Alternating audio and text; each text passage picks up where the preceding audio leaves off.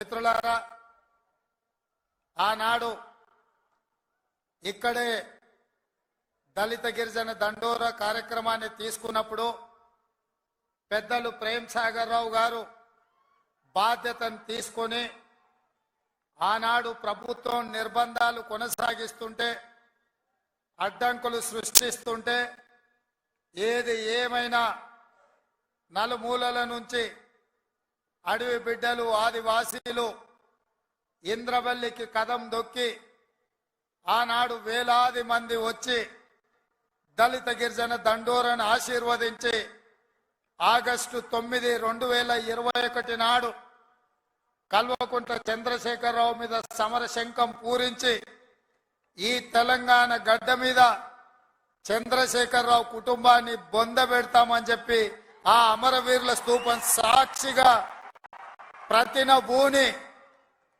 ఆ కార్యక్రమాన్ని డిసెంబర్ 3 నాడు పూర్తి చేసిండ్రు. మీకందరికీ మనస్ఫూర్తిగా ధన్యవాదాలు.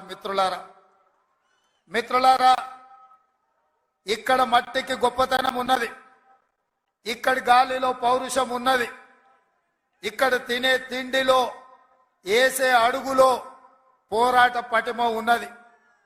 ఈ గడ్డ మీద మీ బిడ్డ కొమరం భీం జల్ జంగల్ జమీన్ అని చెప్పి ఆనాడు రాజ్యాలకు వ్యతిరేకంగా, అదే విధంగా రామ్జీ గోండు ఈ ప్రాంత గోండు బిడ్డ బ్రిటిషర్స్ కు వ్యతిరేకంగా, రజాకర్లకు వ్యతిరేకంగా కొమరం భీం ఆనాడు పౌరుషంతో పోరాడిను.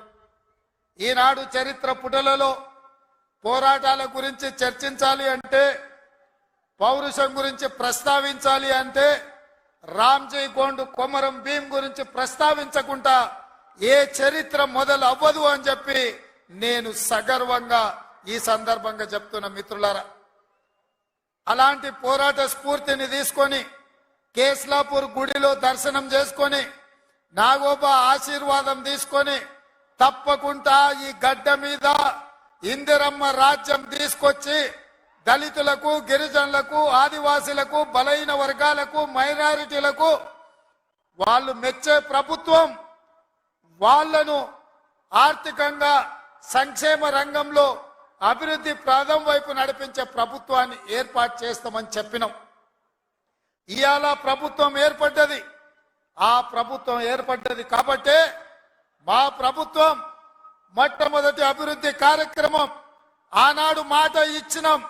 ఇదే ఇంద్రవెల్లి అమరవీరుల స్తూపం సాక్షిగా అభివృద్ధి కార్యక్రమాలను తీసుకొని ముందుకు వెళ్తాం. ఆదిలాబాదును దత్తత తీసుకుంటాం.